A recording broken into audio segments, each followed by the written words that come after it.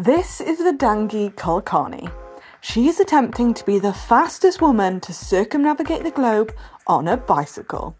Well, today I have the pleasure of meeting her, and I want to find out what her inspiration is on taking on one of the most incredibly challenging things you can ever do on a bike, but also how in the world do you keep sane when you're riding around the world? I'm super excited to meet Vedangi today, and riding around the world is a challenge that I can't even comprehend doing, let alone going for a world record at the same time. And this isn't even the first time she's ridden around the world. In 2018, she became the youngest female ever to circumnavigate the globe. And now the second time round, she's going for the world record too. Vedangi, it's so great to meet you. So you were 19 when you set off on your around the world trip. And first of all, what did your parents think of this? Because that must have been incredibly scary for their 19-year-old daughter to embark on something like that. Well, they're Indian parents, they were obviously worried. I remember sitting on a bench at John O'Groats calling my dad and going, "Dad, next year I'm cycling around the world and I want to break the record." And I remember he was like, it was in the middle of the night in India, so he didn't say much at the time. But the next morning, when I woke up, I saw that my dad had sent me a bunch of links from people who have cycled around the world solo. And I was just like that. Just like that, I knew that my dad's on board, my mum's on board. And can you just explain to us how riding around the world works? Because you don't essentially ride all the way around the world. No, so the idea is that you're circumnavigating around the world. So you're starting and finishing at the same place. So that's one of the rules. You have to do a minimum of 18,000 miles or 29,000 kilometers.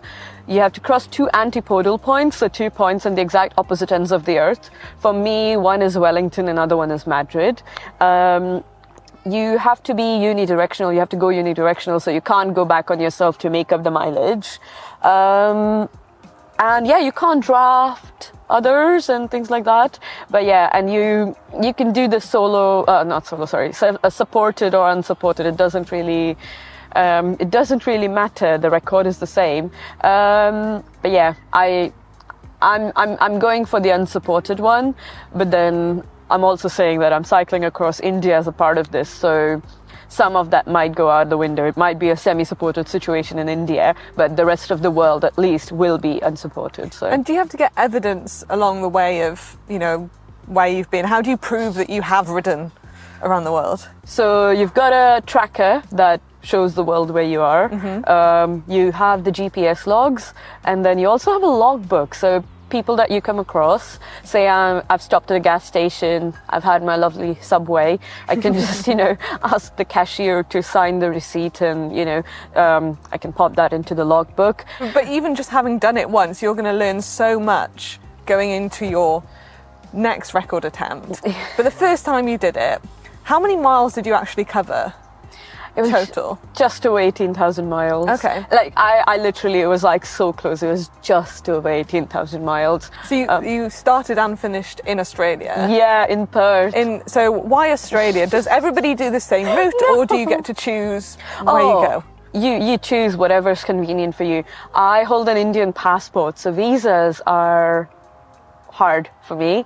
And last time my route was Australia, New Zealand, Canada, Iceland, which was wild. That was not part of the original plan. That was just because Danish embassy also issues visas for Iceland, for Schengen visa. Mm-hmm. And obviously Iceland is more west than Denmark, so I ended up going there.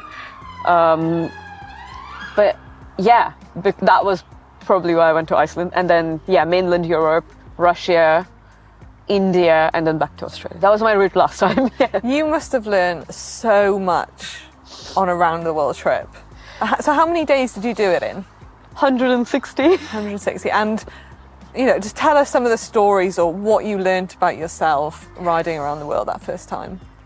I learned to trust people and trust the world because I've spoken a lot about some of the bad things that happened to me. I did get mugged at knifepoint. I did get stalked by strangers and random people telling me things, and chased by a bear, cycling across Russia in winter. A lot like that has happened. But one thing I've learned throughout has been to trust people and to trust the world. And it's got me to think that, you know, the world is made of good people, and at the essence of everything, like, the humanity that's always there. That's such a nice way of looking at it. Yeah, and I think that's why I am okay with doing this again, in spite of bad things that happened back then. I mean, don't get me wrong, sometimes when, you know, the evenings get dark and I'm still up at like 12 and I'm reading on my Kindle, my mind kind of wanders to some of the bad moments, and I'm like, oh, what if that happens again? Like, what if something worse happens? And then I bring it back and I'm like, no, actually, even if something worse happens, what will bring me out of that situation is the good people. So the biggest thing I learned is to believe that the world is essentially made of good people, and then there's more good in the world than bad. And I think that's what keeps me going on adventures as well. You mentioned very briefly there about being mugged, held at knife point. How did that happen? Where did it happen? How do you overcome that? Because that must have been absolutely terrifying as a 19-year-old on your own riding around the world. I did not handle that well at all. I mean, how do you even handle that? Like, you know, something that you never think would happen to you or anybody. To be fair, like, as it was happening, I think I was so present that it almost felt like an out-of-body moment. Yeah. You know? I remember the hardest part was, like, I left from wherever I was staying. I was like, I cannot stay inside. I have to keep going. And I think the hardest part at that moment for me was, why am I doing this anymore? Because, and then I didn't have anywhere to go to. Like, I remember I didn't tell my parents about this until I was like, you know, a few days into this happening.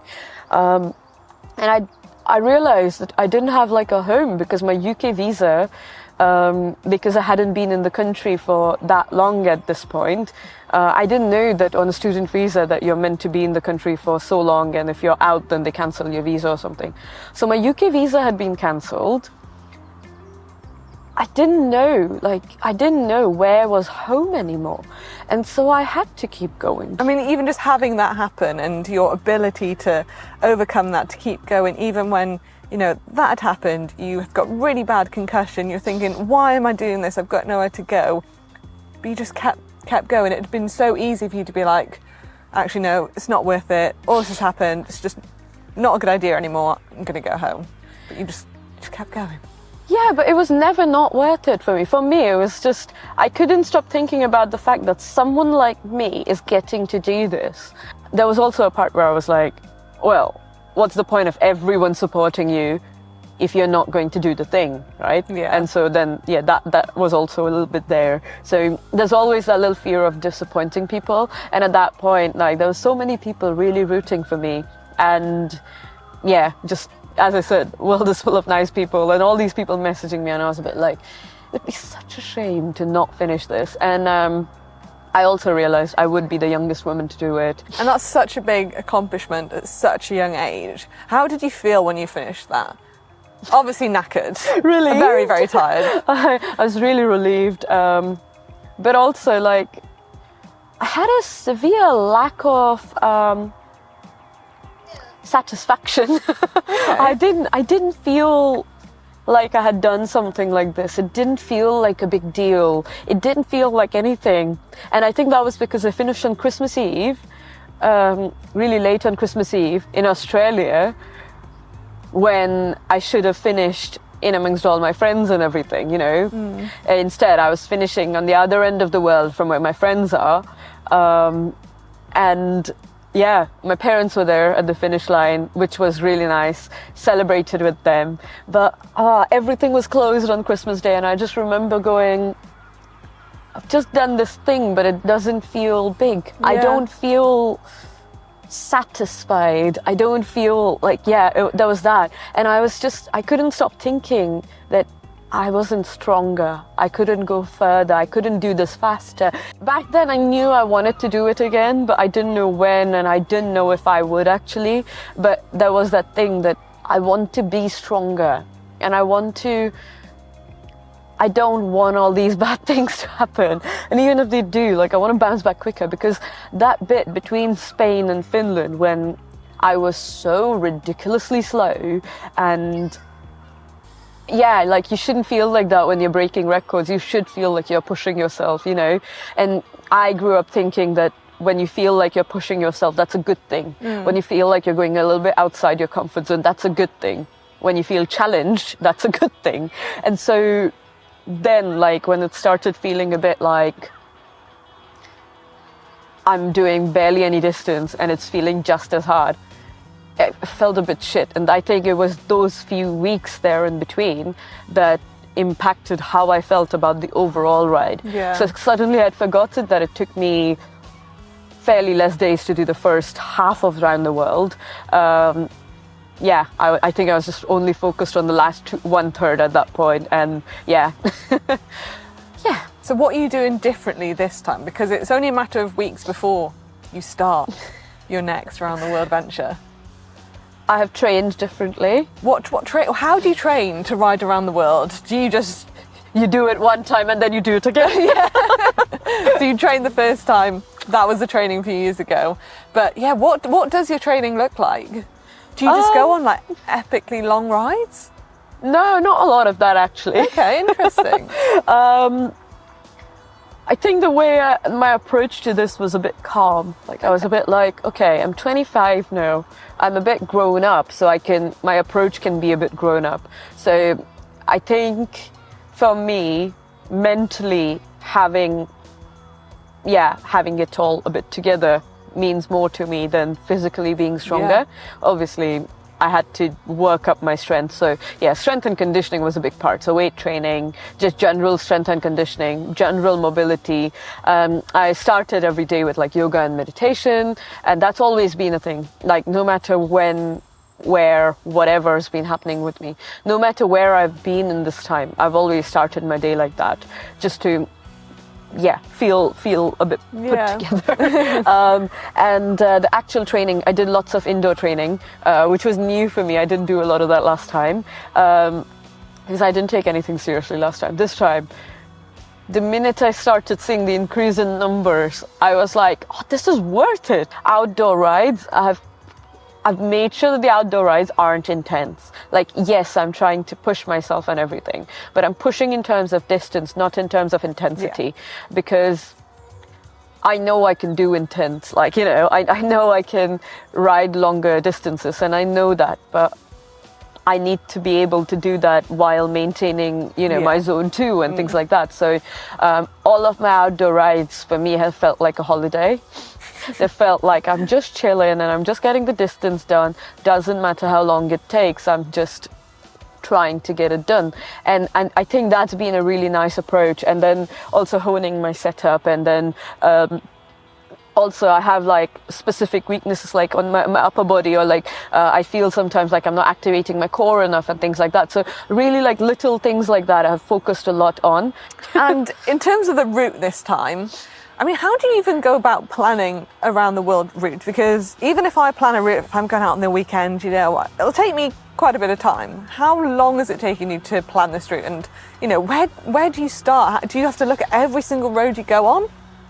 Yeah, I mean, I did, because I like looking at maps, and every morning, like, if my iPad is nearby, I'm on Google Earth and I drop the yellow man everywhere I can. I'm obsessed with like maps, and I'm obsessed with routes, and I'm obsessed with looking at the topography of places, and so that's been like more of a fun job for me, that like I can find like the most, like I can find the prettiest route for me. I can make the most out of that. So yeah, that's been the fun part. The hard part has been, how can I make this route so that there's less visa issues? Yeah, but also it's that, but also when you're going for the record, you want to have the fastest route. Yeah, but like also the quickest roads, or... Yeah, but how many times do you get to ride around the world? You also need to find a route that you want to go to. And that was the thing, like, I know that if I feel curious and if I really want to see something, I'll push myself through the bits that I don't want to. And what are you most looking forward to about this? I'm looking forward to feeling strong on bike, because like my setup is completely different, you know? Like I'm going for a completely different approach when it comes to how I'm doing this. So I want to feel like I can ride my bike, and I'm looking forward to feeling like that. I'm looking forward to riding across Mongolia on my bike and feeling like, you know, there's nothing but me, my bike, and this road over here. And yeah, also riding with people where I can, like, you know, inviting more people to join me, riding with them. And yeah, you can't plan for the kindness of strangers, but I've noticed the more things I do by myself, people just, are very, very nice. So I'm also looking forward to that. All the countries that I haven't been to before, I'm also really looking forward to riding across those. And you're obviously going for the record. Do you feel the pressure? Yeah. You know, saying that you're going to go for it. I do feel the pressure, and I really want to get the record, and I know I have prepared specifically for this. But I also know that, especially for me, there's a huge luck factor involved. Yeah. With my passport, with my approach, there's a huge factor of like luck. And you must have so many tips for, you know, people out there that are riding long distances solo. You know, how do you keep sane? How do you keep going when it does get tough? Yeah, like I mentioned before, talking to yourself, you know, be your best friend. And I think you really need to like yourself before you head out there, because otherwise, like, it shouldn't feel like a punishment to push yourself. It should feel good. Yeah. It should feel more like self-care, I would say. So like, you know, so you need to really like yourself when you're out there and have good things going in your head more often than not. Audiobooks help with that. Good music helps. And also not looking at things as like a big distance. Yeah. Thinking about your local training ride, like, you know, I have a 50k training loop and a 100k training loop and a 100-mile training loop.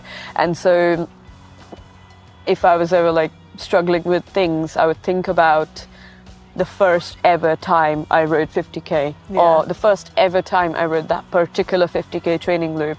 And I think that puts things in perspective really well. Like I remember last time, when there was a certain distance left, I would think, okay, this is from my student house to the climbing center, to my friend's house, and then back to my student house. And I would like have those things going in my head. And then suddenly you're like, okay, it's 4 trips to climbing center, friend's house, and back. That's not much, you know? Yeah. And so that would suddenly seem so much more doable.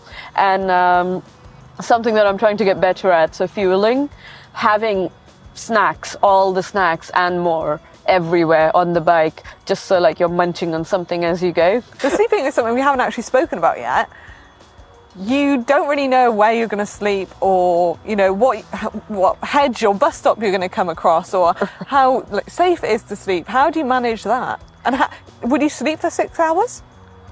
I hope so. Yeah, I hope so. But sleep is a big thing when it comes to performing. It is. Yeah, absolutely. And my sleep setup is actually really comfortable. I'm taking a bivy bag.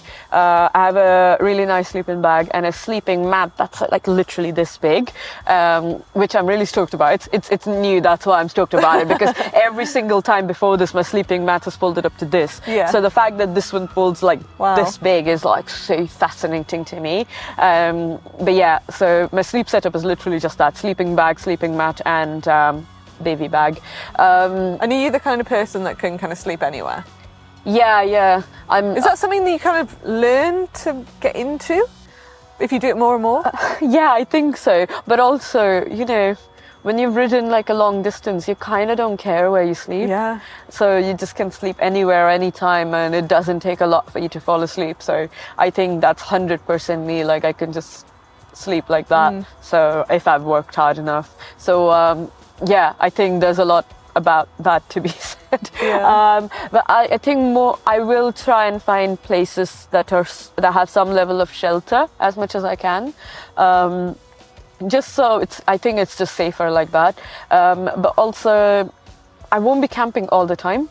you know, because for hygiene purposes especially, again, that's another thing to, you know, I have to maintain a good hygiene, and I've had issues before with that, and it wasn't pleasant. So it would be, again, that's something I'm doing differently. And how do you prepare for that? How do you find, is it like gas stations that have showers, or? Yeah, I'll just keep an eye at like where's what, and so at the beginning of every day or at the end of every day, looking into the next day, I'll look at places where there is somewhere that I can, you know, shower, or there's places where there will be, you know, hand dryers even, because you can always wash and dry things there.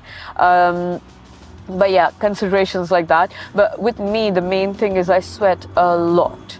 And I don't mind in terms of how it looks, but for me, it's more, I'm losing salts, you know, so I need to have some sort of electrolytes with me, or the kind of stuff that I eat has to be something that's replenishing the minerals that I've lost by sweating so much. And then also the hygiene part of it. So, you know, if I'm using padded shorts, for example, how am I managing that? You know, it's going to all get really wet. So yeah, things like that. That's one of the considerations for this whole thing. So much to think about, but I wanted to finish on, what advice would you give someone who's might be watching this being like, riding around the world sounds really cool, I want to do it? I think something I would say is that don't, like, look at the obstacles that are along the way. Yeah, sure, because you have to do your risk assessments and things, but don't let anything kind of stop you from getting started, because yes, like, an Indian passport has made things harder for me in terms of getting the visas or doing exactly the best and the fastest route possible, but there is a way. There is always a way to do things despite your circumstances. And yeah, I mean, I've set up this thing called Looking Beyond Barriers, and that's like my message about this whole thing, that no matter what, you can actually, you know, find a way to do things your own way if the normal way doesn't work. Yeah. So yeah, basically. Good advice. Yeah. Yeah. Well, we all here at GCN wish you all the best on your record attempt. We will be keeping an eye on you, seeing how you go in, hopefully checking in on you as well. So good luck, and thank you so much for coming on and being on the channel today. Thanks for having me over. It's been a pleasure. No, it's been a pleasure to have you. Thank you. It was super inspirational to meet Vedangi today. I have learned so much about her and her story, and I really hope that you all at home watching have enjoyed watching this video. And if you want to know more about the bike she's riding and all the gear that she takes with her, make sure to head over to the GCN Tech channel, where we've done a whole bike check on all of her kit. If you did enjoy this video, make sure to give it a big thumbs up, and I'll see you in the next one.